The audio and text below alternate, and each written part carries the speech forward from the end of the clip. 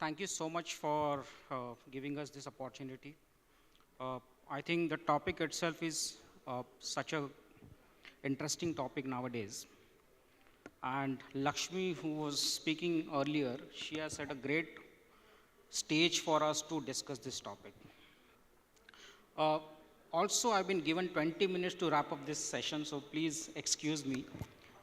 I know there are a lot of things to say, considering the topic that we have, but try and make it very impactful, make it short and crisp. So that's a request. So I'm going to ask questions, not directing to anyone, but I think it's for all of you. Maybe you can put your views on that, and then of course we can ask questions from the audience if they need any clarification or if they need any extra information on the topic. So my first question goes like this. So AI comes with I think Lakshmi talked about AI being a shield. The next session, the next session we understood AI being also used as a sword. And all this gamut would require some kind of a trust mechanism, right? And we've been hearing a lot about digital trust. So I want to ask this panel one question about how do you define digital trust in the era of AI? So anyone can start, maybe you want to start?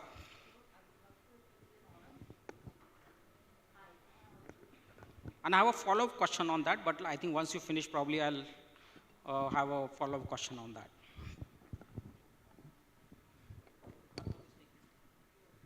Hi, am I audible? Yes. Good evening, everyone. It's an honor to be a part of the panel and to be a part of this platform altogether. Because the time is limited, I'll talk fast. And I am a director at Dun & Bradstreet, and my major work is being a data protection officer for India and Southeast Asia. And I believe that given we are talking about artificial intelligence and data trust, see, this is not just a tagline. Artificial intelligence is definitely a force to reckon with, and it has its pros and cons. But there are three important verticals in business which we have to be very wary of how we are navigating artificial intelligence or data mapping altogether. That is through developers, deployers, and the board. These are the three verticals who have to be very conscious of how we are dealing with data and how we are classifying it. And the best way to create a matrix, which I generally use while I'm working with data, is MMTD, which is mean time to detect, and MMTR, mean time to respond. So that's how I follow, and that's the Trump and my Bible. I would like to add a few things since we are into the banking. See, digital trust is a different to us basically. See, most of the things we have online. You talk about online, the transactions which are taking place online. So digital trust means to say what level of trust you are giving to your customer. You should give trust to your customer so that he can execute the transaction in a safe and secure manner. He should execute the transaction in a confidence that, yes, my data is protected, the bank is protecting my data, they are giving a proper security layers to me, and they are not going to use my data the way consent is given to them, they will going to use the data in a similar pattern. So basically for us, digital trust means the confidence what we are giving it to our customer, that is. So that is what I mean to say. For banking sector, it is. Okay. So what Bhaskar said, I'll just add few to it from an AI context. When we talk about digital trust within AI, is basically how is the model being selected? What is the risk scoring of that model to process the data which has been ingested into it? Mainly around transparency, biases, okay, and the security and privacy controls. Okay, so that defines basically the input as well as the output that's coming out from the AI models. So that is a critical path for any model to be selected, deployed in a business context, because functionalities is what the business looks, and then it becomes an overhead or a headache for the CISO organization to make sure that the entire AI ecosystem within the organization or the enterprise is secured enough with various regulations, safety in terms of the people who are using it and who are consuming it, right? So that is what is critical into digital trust. No, thanks, thanks, Hiten. Anything from your side? Okay. So I think that leads to my second question, and that was one of my follow-up questions also, because we have a diverse set of representation from various industries, right? So what do you think in terms of how organizations are prepping themselves to realign their own digital trust framework to protect, AI safety, or maybe to address AI safety, or maybe resilience, or it could be resilience, or maybe readiness to the AI journey. So any thoughts on that? So I'll just take this particular question. Adaptation of industries today, specifically towards digital trust and AI, can be easily observed when we start getting requirements for 42001, EU AI Act, and so on. So there are a couple of compliances which have recently started towards the AI governance standpoint. Now the major question that lies is if 42001 will have the same faith of 27001. So 27001 people have started taking it as a checkmark activity. So wherever you go, you see, okay, yes, we are doing 27001. On paper, we have achieved all the controls, but in reality, there are a lot of NCs which cannot be closed. Unfortunately, that cannot be the similar case that we do with 42001 as well, because 27001 had internal people, internal controls, everything was internal. So managing a few things here and there, it didn't cause any critical damage. But when you have an AI model which is not governed in a proper way, the risk is not controlled, and the compliances are not met, mere checkmark activity will not be able to maintain the transparency and digital trust with the end user. So there is a very high chance that the data will be leaked and people will start losing the interest in AI governance or AI implementation in the organization. Sachin, to add on to the standards, right? You talked about the standards and the frameworks for the AI. While the ISO 42001 is predominantly the baseline to be set up as part of the ISMS equivalent to AIMS.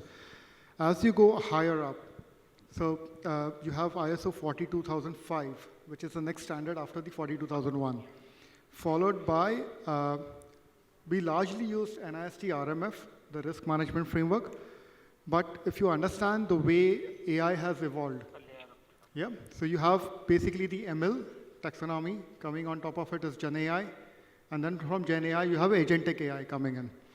So the standards which I recommend or says that the NIST ML adversarial taxonomy to be referred for the underlying ML so that the AIs cannot be fooled by their own algorithms themselves. So if that's the base, other one. Second is the EU AI Act that you rightly said, and from an India context, it would be the DPDPA for the data which is actually getting ingested into the AI models from a privacy standpoint. The third standard would be definitely GDPR in line with DPDPA. And then there's one more standard which is largely been used, not standard I would say, but it's more of a guideline that has come up recently for the financial sectors, which is the free AI from RBI. Free AI, yeah. Yeah, free AI from RBI. Right, so that it is pretty exhaustive and very granular in terms of the 7 pillars that needs to be addressed while any AI adoption is happening. Right. Thanks, Hitesh. I mean, Kriti, I think you handle a lot of data, and your work requires a lot of data Yes. culturing, right? What are your thoughts on this Well, frameworks? I think the biggest challenge is getting CXOs and the business aligned with the potential challenge and speaking to them and making them understand that now work is not just limited to paperwork, but it has upgraded to being programmable. It's the same with the government as well. There are three pillars to swear by. Of course, GDPR is the grandfather law, but the three pillars is purpose limitation, Yeah. consent, and grievance redressal. True. And of course, I think Lieutenant Dheeraj said that we have to be committed to the law, and that is what differentiates us from the hackers or the bona fide and mala fide intentions. So this is how you should approach things, and it will be very funny imagining that the AI is accusing your laptop of a breach. AI is faster than how humans think. We are talking about quantum AI. We know that now calculations will be done in nanoseconds, and it will be very difficult for us to keep a control over the way AI is disrupting the market. And hence, we have to make sure that the government, the people, and the sectors are aligned. So, we talking about NCSRC, there is a framework which I was talking about, and I think it's very legit. They have given a 100-day framework of creating a committee, appointing a CAIO, and the idea is to just make sure we have the framework. However, when we go and talk to the CXOs, there's always like, is it connected to MeitY? Even if it is not connected to the ministry, it's all right. At least you should be able to have your homework in place, and you should have done your back-end work so that tomorrow if hell breaks loose, you should have the right kind of answers. And I have seen ED raids. I was talking to Dr. Shravani about it. ED raids are awful. When they come and ask you questions and you do not have your data protection impact assessment or record of processing activities in place, it becomes very difficult to justify how things happen. And sometimes the mistakes of vendors do get spilled over. So how do you ensure that you have the right kind of controls? Of course, as a CISO, it is important that information security controls are in place, but also your contracts from legal side, from compliance side, how you're mapping it from collecting to processing to using to transferring, retaining, storing, deleting. The whole process and every step is very cardinal to be looked at independently. So you made a very valid point that CISO function is not just protecting the organization, but it also helps shaping the organization, shaping the business in the more secured manner, right? Absolutely. So it's a business enabler also, right? So let me shift my gear now. I think let me use what Lakshmi has said, that how AI is being used as a shield. And my question goes like this: beyond basic automation, okay? Where is AI making the most significant impact today in defending against advanced cyber threat? And Santosh, this would be pertinent to you because you are one of the expert in digital forensics and investigation in the nation, right? So I think this question specifically to you, probably others can also contribute, but what do you think about it? Okay, in last 2.5 decades since I've been practicing forensics as a core, specialization, we have moved from I to AI, right? And AI has moved from reactive to proactive to predictive kind of investigations. If you see the problem as such, AI, as rightly mentioned in the previous speakers also, it's a problem also and it's a solution also for us.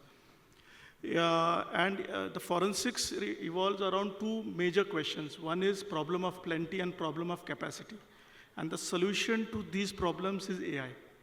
But with this also comes the nuances of it going rogue. Just rightly mentioned about the fairness of the algorithms while doing the investigations.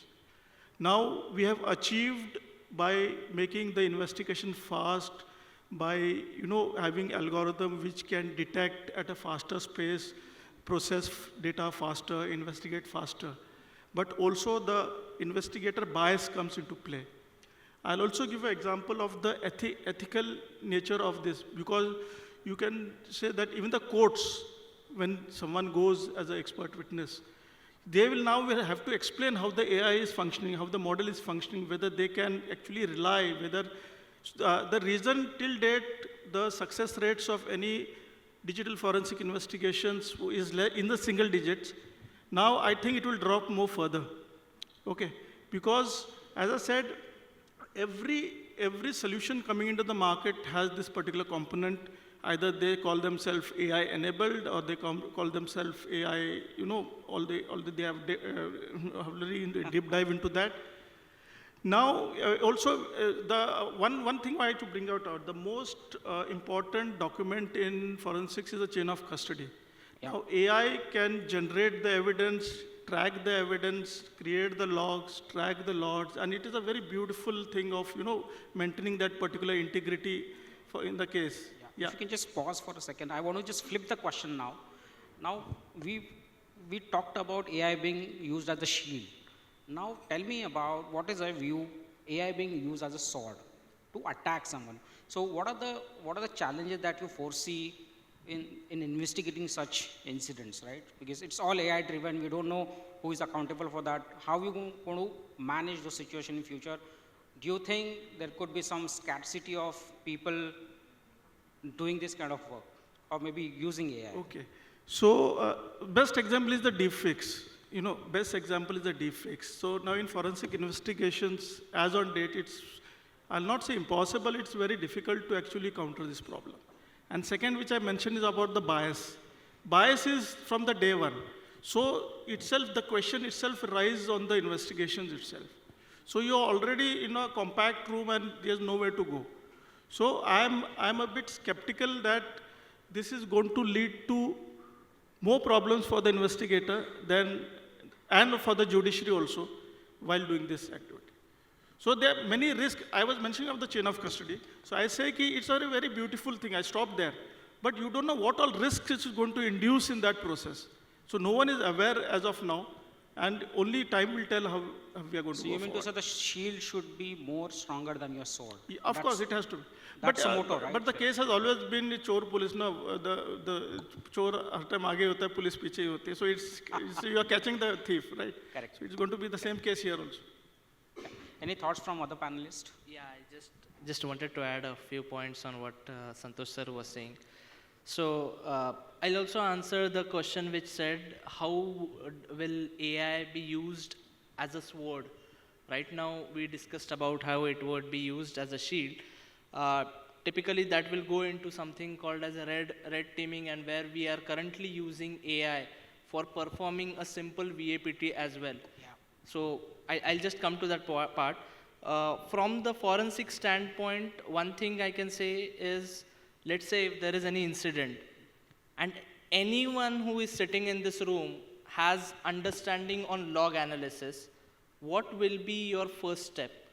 You will first try to articulate the chain of events to the logs that you have gathered, correct? You are manually reviewing all those logs, or you're using some kind of tool, which again might have some issues, some human errors or not, that is a secondary thing. But what if you wore an AR, that AR is AI enabled, as he said, and secondly, it has the capacity to ingest your logs and articulate those events on your behalf, and also give you possibilities of other events based on the model that is trained. So wouldn't it make forensics more, I would say, reliable and stable? So that is the reason why I took up that, was because we are working with one of the IITs where they are building this kind of product, and this visionary product, I believe, can be helpful to all the forensic investigation agencies, and they can use this product to streamline the process overall. Now coming to the next part of how we can use it as a shield, the sword. Whatever the teams were doing today as a part of vulnerability assessment and penetration testing, they had two approaches. VA हम scan करेंगे, scan में से जो भी आएगा उसमें से false positives eliminate करने के लिए हम लोग manual PT करेंगे. What AI is coming and doing is, the next stage of AI that we are currently in, or the era of AI that we are currently in, is agentic AI. So then इसके बाद जो आने वाला है, that is going to be the cluster AI. Cluster AI is, आपको पूरी team ही AI है, आपका सेल्स AI कर रही है, आपका ऑपरेशंस AI कर रही है, आप सिर्फ बैठ के AI को मॉनिटर कर रहे हो. The only job that will that time remain is if you know how to govern an AI, and that is the time we don't want to reach as of now, because we all want our jobs. It is very much near and dear to us. But how do we control the amount of data that AI is ingesting? I recently had a demo with one of the companies in India. I think they are incubated in DSCI as well. They have created a tool which is automating the pen testing. मेरा lead pen tester आके मेरे को बोलता है, sir इसके बाद मेरा job चला जाएगा क्या? मैं बोला जब तक तेरे को ये tool चलाना आता है, and you need to show how you are better than that particular AI, and how safe you are using that AI. That is more than enough for us to sustain in this, I would say, the red teaming side of the industry along with AI. So the agenda is not to let AI overpower us, but how we can take it along with us and how we can accelerate our growth. जब calculator नहीं था, लोग हाथ से गिनती करते थे, time लगता था. People thought कैलकुलेटर आएगा, जॉब चली जाएगी. Didn't happen, right? उल्टा काम बढ़ गया. Similarly, when AI comes, GRC will not vanish, forensic will not vanish. None of the jobs will vanish. Instead, they will be accelerated to such a state that your work will start getting accelerated and you basically get more output. So that was the overall agenda and crux around it. And yeah. Very well made point. Yeah. See, AI in our day-to-day activity, that is going to help us, majorly it is going to help us. So being a CISO, it is a difficult task for us to identify the vulnerables, as you said. The vulnerables are difficult. We have a huge data. We collect a lot of data. We collect various data, consolidate, correlate, and giving a report or output. It is humanly not possible for us. So you have to actually, AI will help us in finding the gaps. AI will help us in finding the false positive. AI will help in consolidating the events. And that, based on that, we can actually take the action on a very limited time which is given to us. Not only that, even if you, after threat detection, there are certain things like how to mitigate it. Even AI comes into picture at the time of mitigation, because that will help us. Using so, we can actually, the work which human is doing, actually AI can work on that and reduce the human intervention, and maybe, as you said, but it can reduce the work of a human. So AI is going to help us. As a CISO, if you ask me, it's a very difficult task, as we have to protect the infrastructure as well as the customer infrastructure both. So it will definitely going to help us very drastically, and detecting for us is a very difficult task. So that is definitely, we are using a lot of things at a lot of endpoints. Basically, you talk about EDR, you talk about SO, you talk about SIM, all those consolidated events we are managing through AI right now. So that is a great help for us.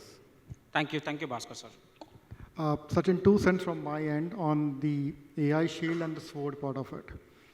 So the SWORD is basically the malicious intent of it, yeah. And the shield is basically a defensive one.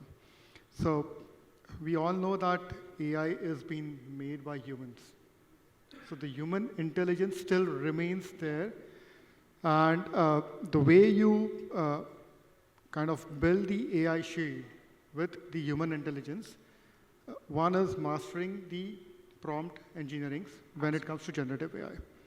Second is the low code, using it in right way, designing it and developing it, the agentic AIs, so that you supersede the SWORD part of it. Okay, so the human intelligence will still continue to play an important role on how do you leverage and use AI into your day-to-day task. Great, thank you. You have any points? No, I think I just read an article and I shared it with Hiten about the idea of human in the loop.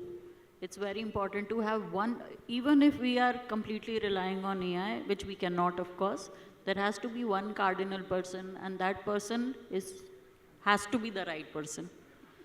Thank you. Thank you. So I think I'm just opening it up to the audience now. So let's hear from them. What if they have any questions? Probably we can ask this panel members here. So any questions? Yeah, please. Sure. Yeah, Kansha. Someone needs to give them a mic.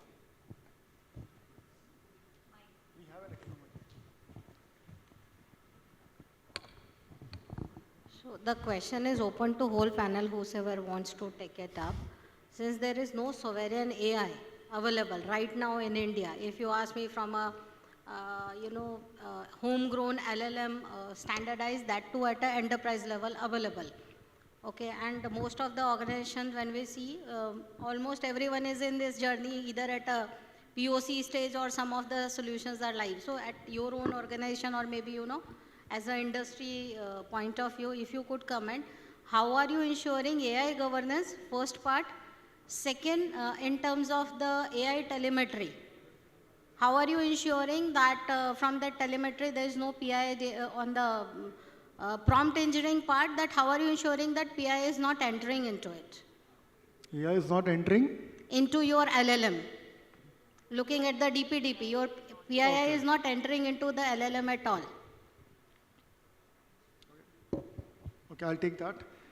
So, firstly is when businesses go and select that I want to embark on AI, I want to create some use cases, I'll go to Microsoft or maybe Google, Gemini, Vertex AI, Copilot, OpenAI. Okay, the models that are traditionally available in the market now. But these are not supporting the data localization. Okay, they have options of self-hosted LLMs into your cloud tenants. So you can definitely use that within your tenant, which is very much into the India data centers. And that takes care of your data localization. That is where you have to define the guardrails. So when you have the LLMs being adopted from the cloud service providers, they have a baseline of guardrails. Okay? Now, as an organization, you will have to define what is right for your enterprise or organization over and above those guardrails. That is something has to be defined, designed, and enforced. Okay? This guardrails will include how is your data being ingested into those models.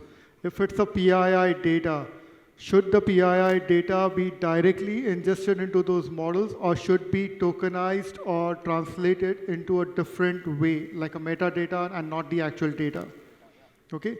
Those guidelines and security policies and controls have to be defined and implemented. Once you do that, second is how is your user community within your organization going to leverage that? Is it through AI use cases like chatbots or anything as a RAG use case where you put questions and the AI model is going to give you the answers, right? In that context, you have to control what are the prompts that are being going into the AI. So your input validation and the output validation has to be controlled. It cannot be open, okay? So that's where the controls will come. How do you define what input validations have you put to make sure it is across safety, security, and the third principle is basically fairness, right? So the biases and everything has to be cut. So we have one more question, and that's the last question that we will Sure. take. Yeah.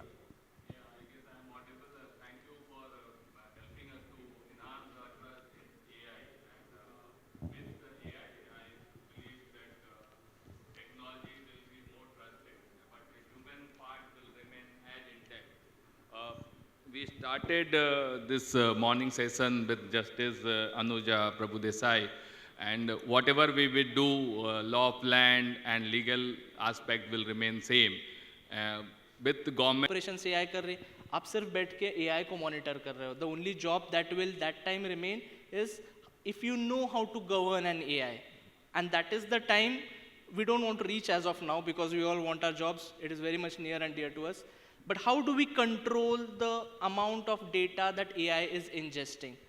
I recently had a demo with one of the companies in India. I think they are incubated in DSCI as well. They have created a tool which is automating the pen testing. मेरा lead pen tester आके मेरे को बोलता है sir इसके बाद मेरा job चला जाएगा क्या? मैं बोला जब तक तेरे को ये टूल चलाना आता है and you need to show how you are better than that particular AI and how safe you are using that AI. That is more than enough for us to sustain in this, I would say, the red teaming side of the industry along with AI. So the agenda is not to let AI overpower us, but how we can take it along with us and how we can accelerate our growth. जब calculator नहीं था लोग हाथ से गिनती करते थे time लगता था पीपल थॉट कैलकुलेटर आएगा जॉब चली जाएगी didn't happen, right? उल्टा काम बढ़ गया. Similarly, when AI comes, GRC will not vanish, forensic will not vanish, none of the jobs will vanish. Instead, they will be accelerated to such a state that your work will start getting accelerated. Pornographic material is created by deepfakes, and that is being circulated in the environment. So there are modules or there are LLMs in place which identify. Of course, there's again a caveat here. If they are trained properly with the proper data sets available which are there.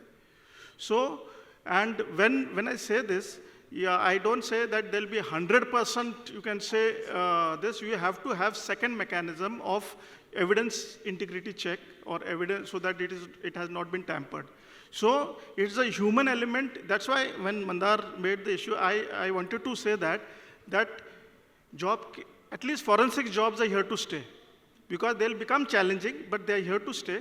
And AI is a part of a solution for forensics, but it will be difficult only from the point of view of explaining it to the court of law or taking it as evidence. But yes, when the human factor or the analyst or the in charge, he stamps it, yeah, it's authentic, his knowledge, his experience, and the AI solution all comes into play, and then it can be taken as a truth evidence. Thank you. So forum like National Cybersecurity Research Council, we take away is that there is huge potential to have forensic and real digital people to support the society. Thank you. Absolutely. Thank you. Thank you so much, and thanks for listening to us very patiently. With this, we'll conclude this session. Thank you so much. Yeah.